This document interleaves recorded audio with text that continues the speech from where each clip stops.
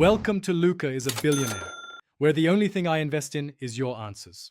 Boil 2 cups of water. While the water heats, unwrap the noodle block and separate it gently so it cooks evenly.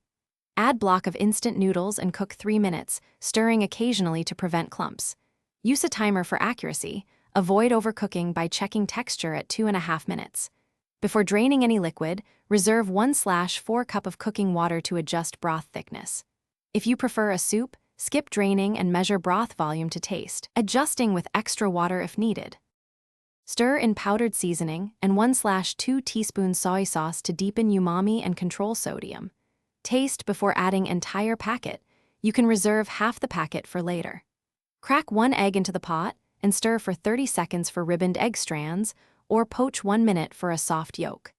Add 50 grams of sliced vegetables such as bok choy or carrots and simmer 1 minute to retain crunch. Use reserved 1/4 cup cooking water to loosen if the broth concentrates.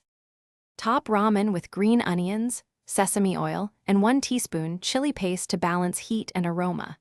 If using a packet of oil, add only half the packet to reduce sodium and excess fat while preserving flavor. Adjust acidity with a squeeze of lime or 1 teaspoon rice vinegar if the broth tastes flat. Garnish with toasted sesame seeds or 1 sheet of nori cut into strips. Serve in a bowl and enjoy immediately so noodles stay at ideal texture and broth. Thanks for watching and please subscribe. It's the best investment you'll ever make.